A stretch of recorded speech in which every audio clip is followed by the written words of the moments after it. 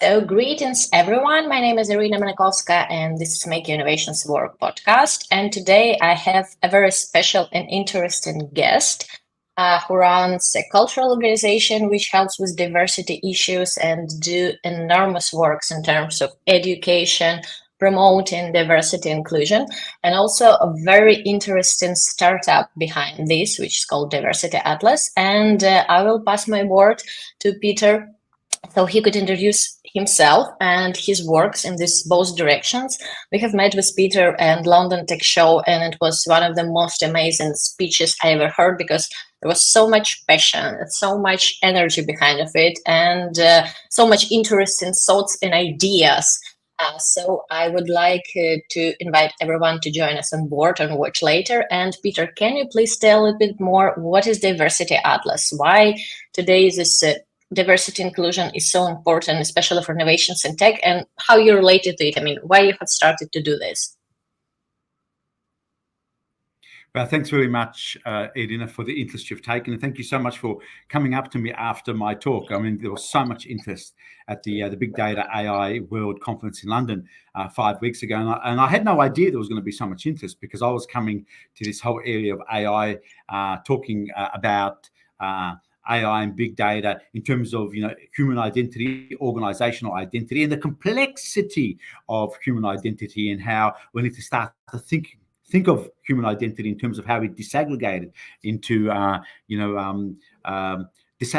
these data sets, and in particular holistic data sets, and the importance of holistic data sets that speak to every single person and give visibility to everyone rather than these broad categories. But just a few words about my background. I've had many careers. I worked as a conductor, composer, a creative director, as an educator, and then in 2015 I started to move into this area of trying to combine the social sciences with technology, and that gave birth to Diversity Atlas. Diversity Atlas was born out of Cultural Infusion, and Cultural Infusion is this organization that's been around since 2002. We've been delivering education programs to more than 350,000 students right across Australia. We have experience programs, consultancy programs, but we really couldn't take this work any further.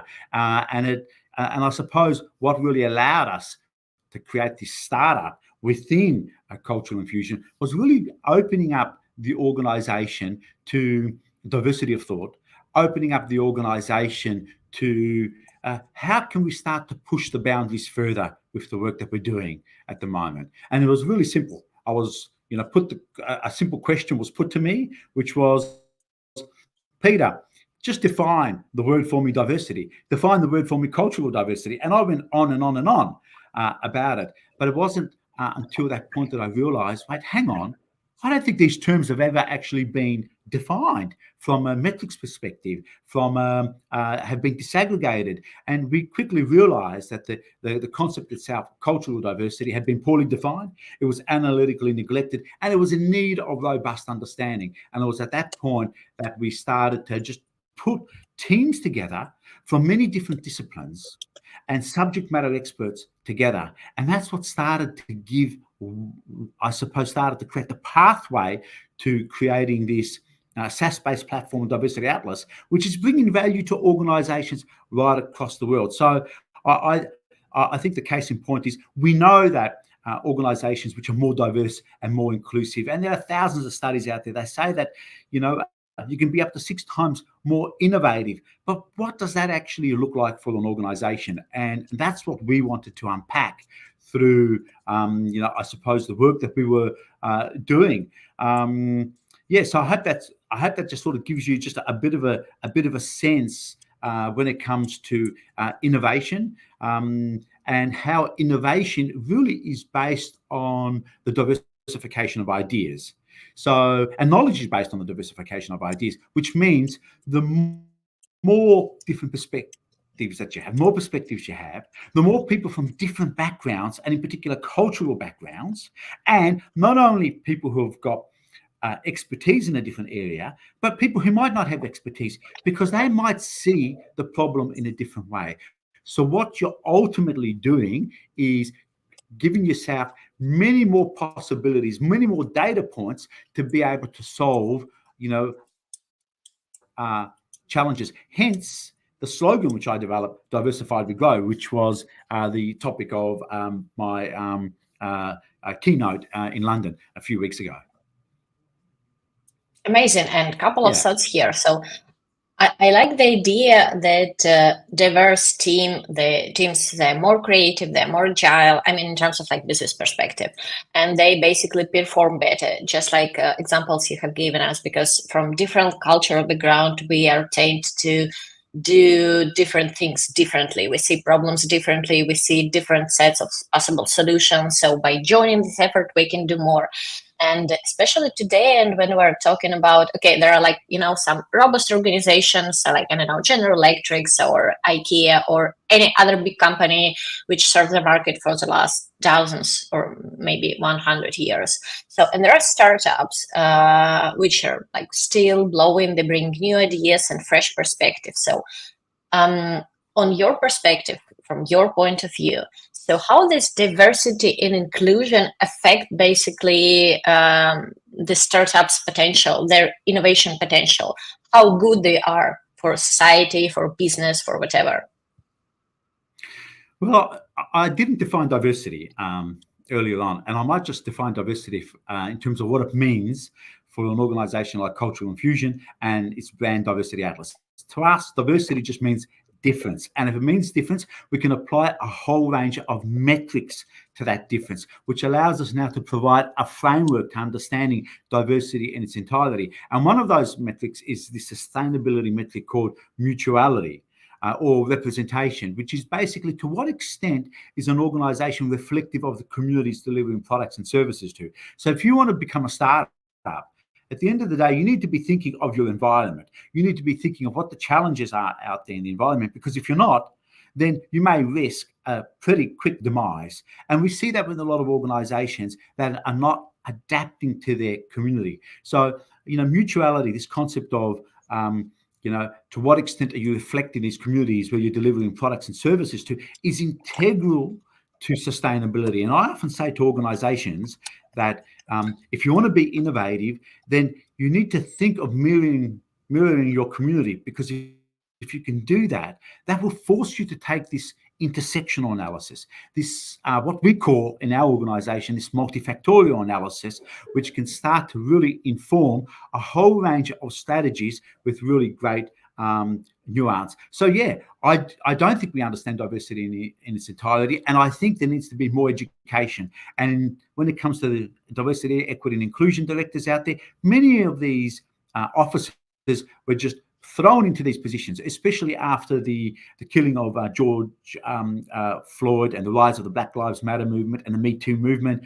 Everyone was racing out there to find a diversity, equity, and inclusion director. But what they were doing in the process was just looking at diversity through a lens of just gender, or just through ability, or just through appearance. And that was problematic, because what started to happen was we were ignoring other very important dimensions of diversity. And now, just to give you an example of that, I sit on a committee where, yes, beforehand there was, there were 10 men on the committee, 6 women on the committee. Now we have gender parity, but the difference is I'm the only person on that committee of a non-English speaking background, where beforehand there were 6 of us. So what we've started to do is we've created this unintended consequence, which is started to, see a rise of resentment building in the community, and even polarization. So we need to take this holistic approach to diversity, equity, and inclusion. And I say to startups out there, when you're working in this space, think of your workforce, think of your community, and really think of this concept of diversity of thought, which can draw upon not only a whole range of different disciplines, but also skill sets, and involve even the cleaner in your organization. Because even when we came up with the phrase diversity, diversified we grow, it was someone who couldn't speak English in the organization. And they said something that didn't make complete sense, but that created a light bulb moment for us. And I said, that's it. And that slogan ended up becoming a winning slogan for the UN campaign. And many organizations are starting to really embrace this concept of, it doesn't matter what your political perspective is, or what your religious affiliation, or what cultures you identify with. with. At the end of the day, it's about what's the challenge we're trying to solve, what's the problem, okay, and how can we all come together to solve that challenge. Sounds pretty interesting. And as far as I understand, so this kind of very broad perspective and understand of diversity now is like top of the mind, just because every business operates globally. I mean, if I run some company, I don't know, in any country in the world, like Germany, Italy, Europe, Australia, United Kingdom, whatever, basically I'm able to be Googled. So it means I can have customers from all over the world. So that's why I'm operating across the globe. And that's why it's extremely important to have this diverse perspective, diverse set of tools or skills inside of my workforce, inside of my company, to adjust my offer, to make it understandable and relevant and whatever. So did I get it right? Sorry, you dropped out there for a moment. What was that, Iryna? No, I mean, so did I get it right that this kind of level of global perspective and diversity is very related to global, to business operating globally? Almost any business, even like small Instagram shop now operates globally. Yes, absolutely. Diversity is ubiquitous. It's all around us at the end of the day. No one thing can be diverse in saying that. Diversity is an aggregate of two or more different things. And the amount of times that I hear people say, I'm diverse, what are they actually referring to? Of course, they're referring to difference, and they see themselves as being different to maybe the status quo out there. But I do believe we don't understand diversity. We don't understand it in its entirety. And in order to create inclusive environments, we need to understand what the diversity is, which is really what is the makeup, what is the fact. They often say that diversity is a fact, inclusion is the act. And I would say that, if you want to act, then you need the fact, which is the data. And that's why it's really important we have inclusive data sets, and we're not making decisions where survivorship bias is getting the better of us. And there are many different biases out there. And I know we're going to probably talk about this later on, but the amount of organizations out there today which are making decisions only on what they can see rather than what they can't see is really problematic. So inclusive data sets where everyone is given the visibility, and making sure that people are not otherized is integral to the work of creating a diverse, equitable and inclusive environment, which can then start to inform a whole range of business strategies. It can lead to a better retention of staff, recruitment of staff, greater profitability. And we know there are thousands and thousands of benefits of being more diverse and inclusive. But you can't be inclusive if you don't have inclusive data sets. And on that point, I want to say the amount of times I've completed surveys, and I'm sure you have too, and there's a box there called other. And I think, I've got to tick the box called other. I'm sure there's so many people out there that are ticking this box called other. In America, the minorities are going to become the majority by 2032. If we don't understand them better, we're going to be missing missing the opportunity that comes with understanding who we are and also understanding our community. And I talked about mutuality earlier on. For us, the genesis for that idea and that underpins the Diversity Atlas platform, is one of the principles of thermodynamics known as the law of requisite variety, which states that any system, if it's not as equally as varied as the environment it's operating in, will probably disappear or create tension. And we see that all the time. I mean, there's an ABC interview of me, and those who want to follow me on LinkedIn, you can go there. It's on one of the featured items, posts.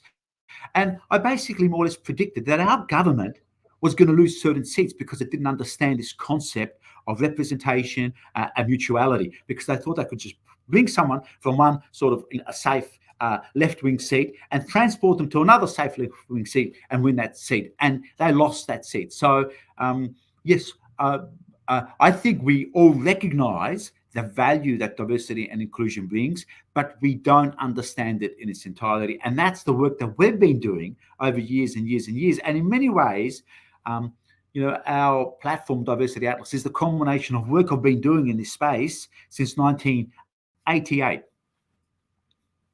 And one question here. So basically, what and how we can measure? I mean, how diverse our organization is, how we can measure. So it's very easy to track. I mean, which kind of workforce we have. Is it diverse or it's not diverse? Because it's like much easier to create some kind of, I don't know, KPIs here. So we need to have like at least 50% women, men, different other genders or different races or whatever. But what else can we measure? Yeah, well, there's so many things that we can measure, and one of them other metrics is this concept of disparity, which is what's the dissimilarity of what we're looking at. So let's say we were looking at language, for example, and you had two Urdu speakers and two Italian speakers in one group, and in another group you had an Italian, French, Portuguese and Spanish. You have greater variety in that second group, so we can create an algorithm around that. But the second metric, disparity, is looking at the dissimilarity. So that second group, the Italian, French, Portuguese, and Spanish. Think of another group now, which might be Italian, Urdu, Japanese, and maybe Cherokee.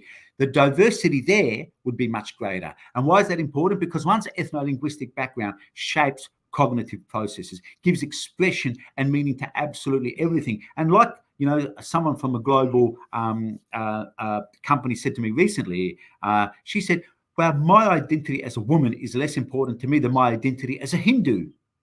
And she went on to explain why. My faith gives me, it informs what I'm going to eat, informs what I'm going to wear. It informs the important days that are coming up and how I approach those days.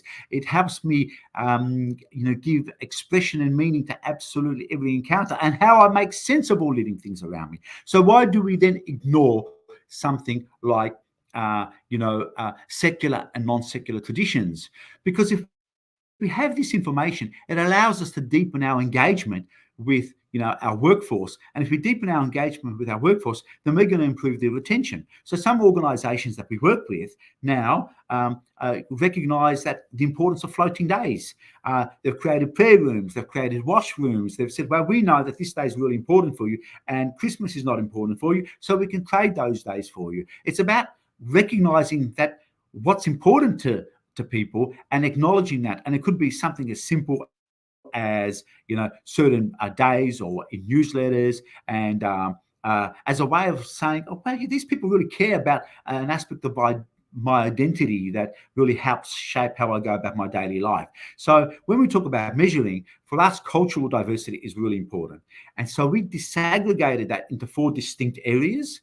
And we needed then to have, sub-pillars and inclusive data sets. So in the world, yes, there's 193 full member states and 2 non-member states and all their dependent territories.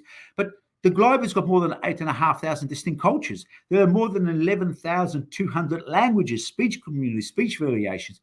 If you know this information, what does it allow you to do? You can now start to apply an intercultural lens to this work, which allows us to understand why people think and behave and do what they do. So we're not just approaching everything from our own lens, but recognizing, well, you know what, we need to interrogate our own biases here, because this is going to allow us to really create cultural safety, psychological safety, and ultimately that's going to really drive outcomes. So our platform now has created all these benchmarks where organizations can start to see how the diversity is tracking against retention of staff, the sector that they're working in, marketing strategies, the bottom line. How does diversity relate to the bottom line? We know from the studies out there, and which I mentioned earlier on, that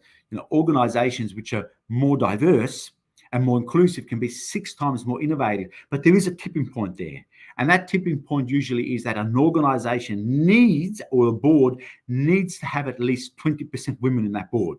Now, we're aiming for 50%. And I think the more women we have, in boards, because I think, men have probably stuffed it up over the last 200,000 years. And I think we need this cultural age that we're entering now needs to really be led by women, because I think the perspective of women brings new approaches to how we might be able to solve these challenges. And we see that in our organization. I made an executive decision that no design work was going to go ahead and be sent out there in the public domain without unanimous, approval, from all the women in our organisation, and we wanted them to make the decision. So if they were happy with that decision, then we could move forward.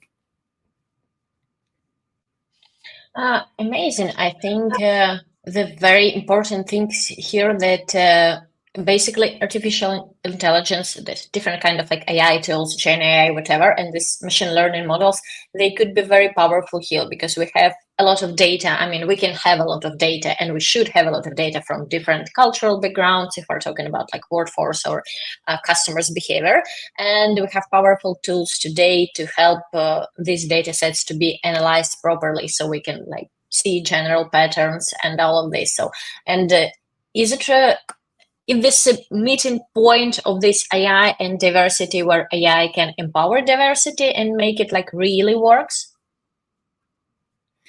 Yes, I think it can, but I'm really concerned that if we race to adopt AI, and that was the message of my my keynote, is that if we race to adopt it and we don't have inclusive data sets, because at the moment we're conflating ethnicity and race, and there are limited data sets of maybe 20 categories. I mean, we've created 45,000 categories at the moment in terms of understanding human identity.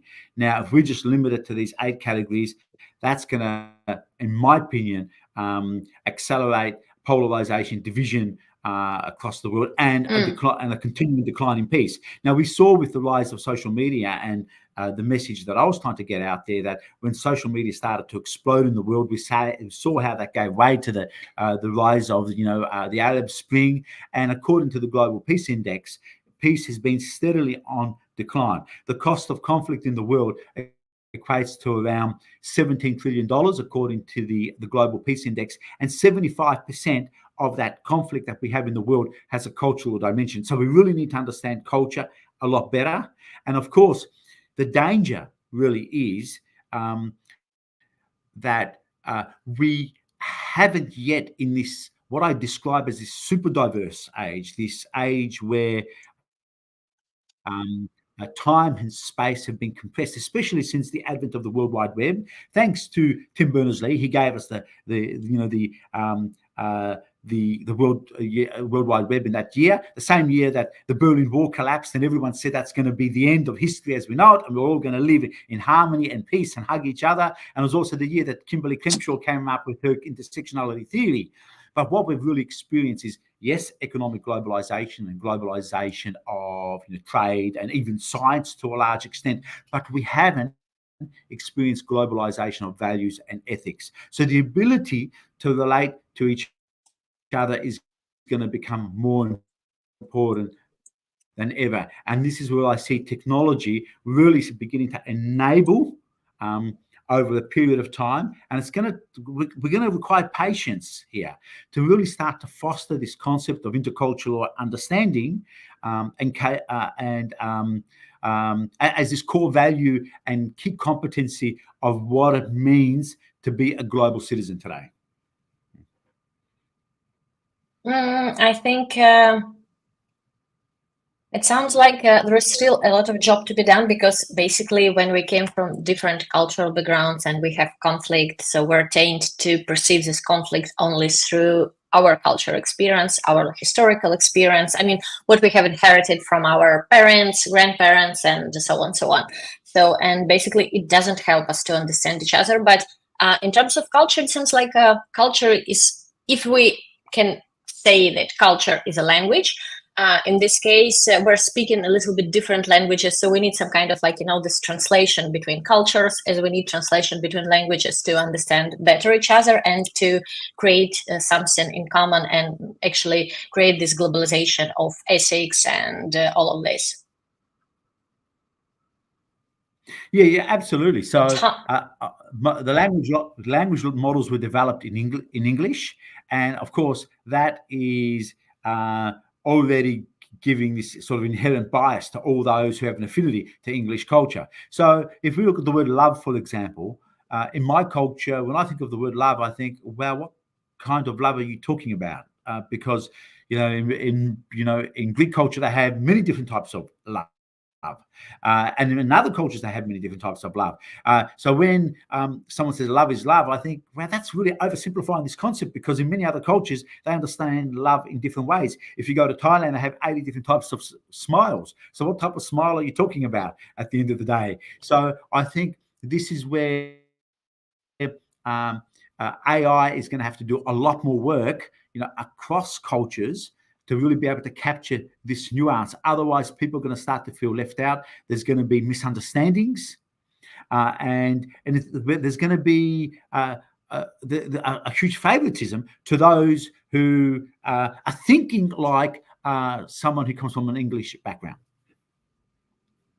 Amazing. And we have one small question here from the audience. So the question is that I'm running a startup, and I understand that my investors, they're asking about this diversity inclusion policy.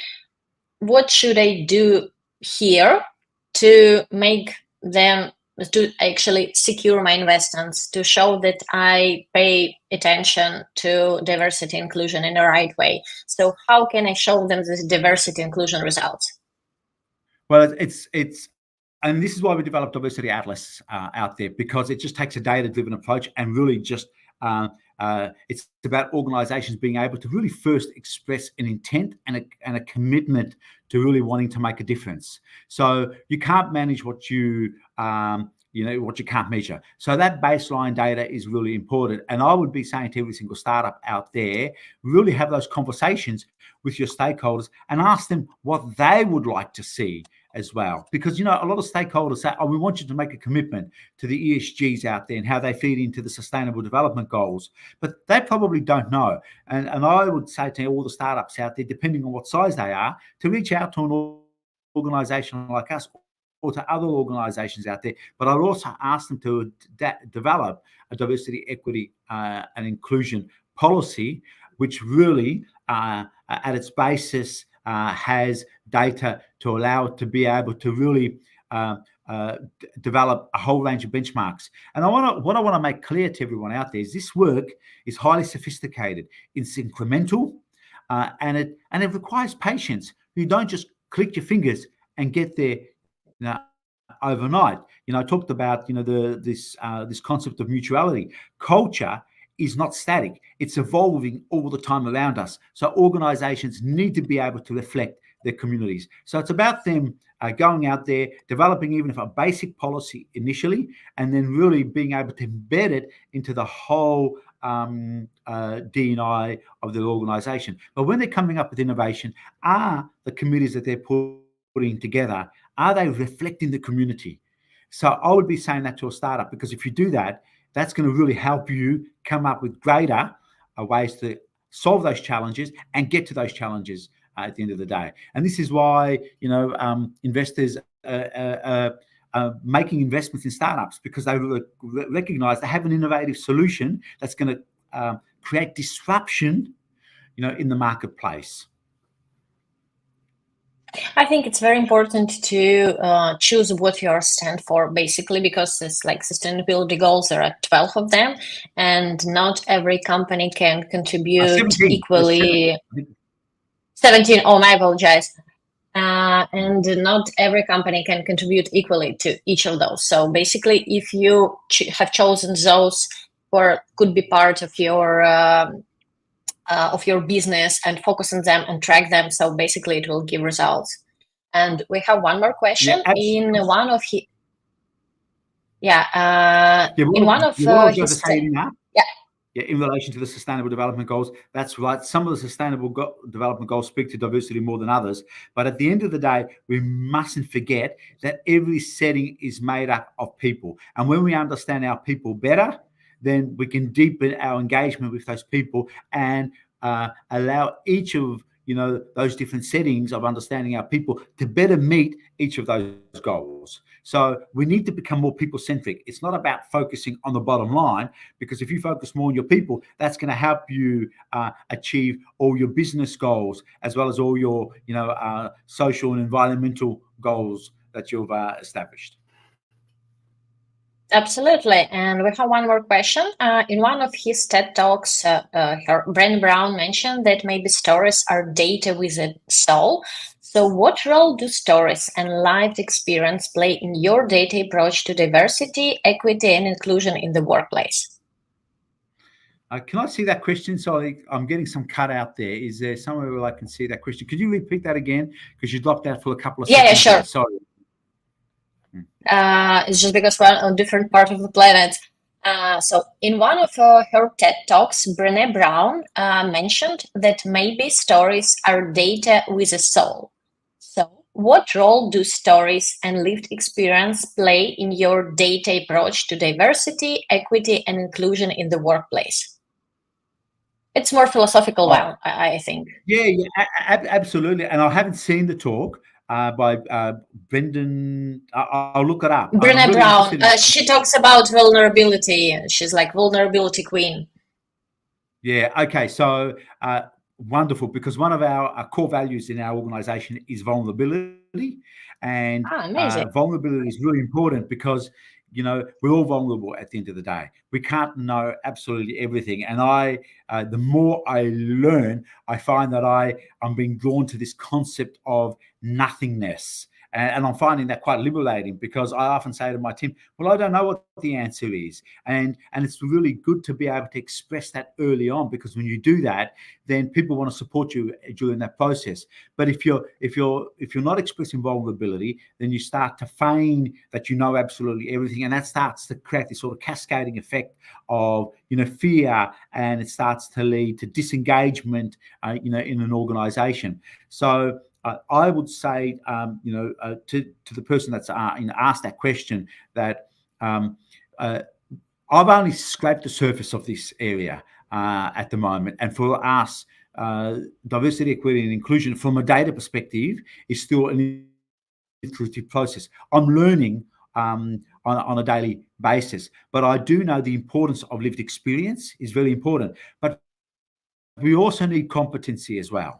And when we talk about this area of diversity, equity, and inclusion, it's really important that we need to treat it like any other discipline at the end of the day. And that's some of the work that we're starting to do now, is how can DEI people become more data literate and recognize the importance of having the data that can allow them to start to inform those decisions, rather than just approaching everything from this lived experience. But I want to really stress the importance. I'm not trying to discount lived experience here, because that's so important. We need to hear that on a daily basis, but we need to combine that also with what is the data telling us.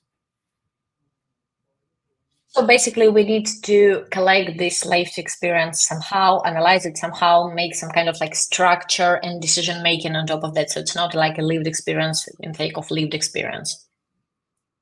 Yeah, and what I would say to that is what a platform like Diversity Atlas is able to do is it's able to intersect identity against experience. So the amount of surveys I've done out there that ask you what was your experience like, from a scale of 1 to 10, was it extremely satisfactory, or was it extremely dissatisfactory, being 1. Now what we can do is, when we're looking at experience, we can start to see what are those other metrics that might be playing an important role in this work.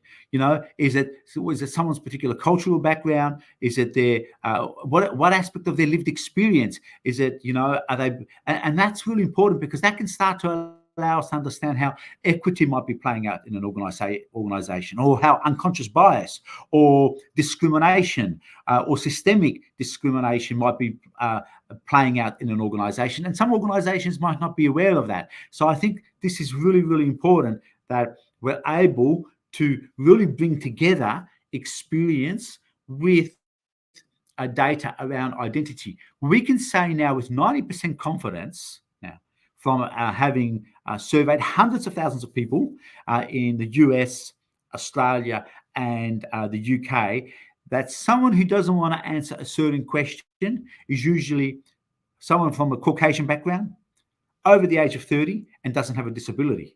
We can say that with 90% confidence. So what does that mean? If you're wanting to develop a strategy around trying to bring these people in, and a cultural and psychological safety program, then you know where to target, that work. Rather than a blanket approach, we can be so much more nuanced, more than ever before. I think it sounds like we have some kind of strategy and plan behind it, how we can get more people on board, and those who are from like majority and maybe not so vulnerable categories, like the people with some kind of like different gender or culture, race issues. So I think it's very good that there are some kind of tools, which principles, which can help us to do this. And we're like almost running top of our meeting. And you told me while we were waiting in podcast room that you have a great story which is related to innovations, but it doesn't sound or doesn't look like it's related to innovations from the first time. So actually, it's about your mustaches. And one quick word here that actually for any kind of networking or any kind of like psychological safety, it's very important to have some kind of like part of yours in your public activity. That's why it's very important not just trying to be, okay, I'm one of the road, I'm wearing, I don't know, black suit because every people in my industry are wearing black suit. So it's very important to be genuine. So can you please tell, based on your experience, on your mustaches experience, so how actually those kind of things are related to innovations, how they can help or boost innovations? But first of all, I wasn't inspired by Mr. Monopoly Man, or I wasn't inspired by Mr. Pringle or Salvador Dali. None of those. I was invited in 2016, 17, 18 to be the chair of the Lahore International Conference on Culture, which is situated in North Pakistan. And I was really interested in this part of the world because I knew a lot about it. And it's often been referred to as the cradle of civilizations. I often refer to it as the cradle of worldviews because so many different cultures converge there. And one of the cultures that went there was, Alexander. If you want to call him the Great, some people call him the Great, other people call him the Expansionist. I just call him Alexander. When he arrived there in Jalalpur Sharif, which I've been to, with his horses, and his horses discovered the salt mines there, and they started to lick away, and he went into battle against Porus. A lot of his men remained, and the Greeks that remained began to proselytize either from paganism or polytheism, and they became Buddhists. And that led to the Greco-Buddhist period. And one of the things that the Greeks did was they personified this concept of Buddha. So the very first personifications of Buddha were of these Greco-Bactrian kings. And when you go to the Museum of Lahore, it's an extraordinary place.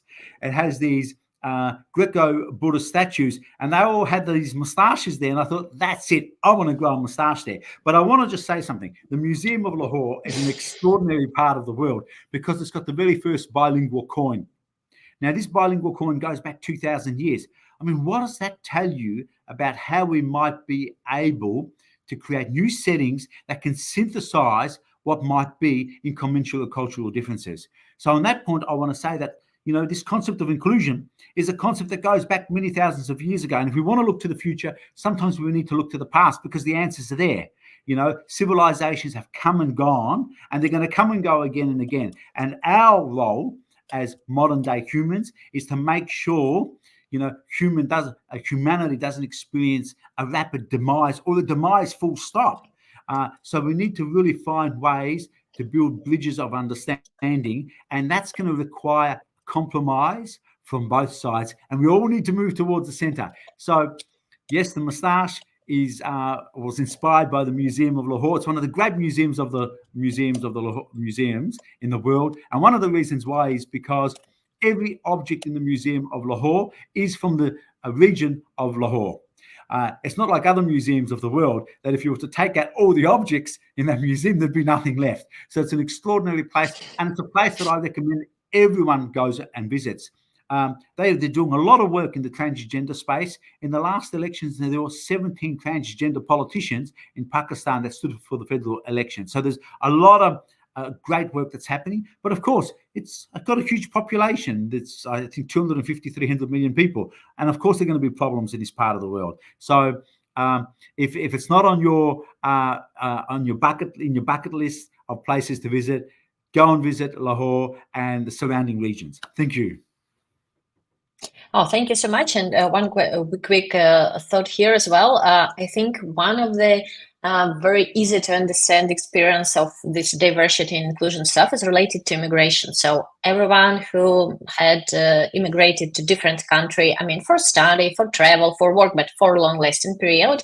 So you start to see that there are different way of doing the same things. You thought, okay, that's the only way how it's going to be. I mean, in terms of like how government operate, how people operate, how kids are taught at school, I mean, whatever.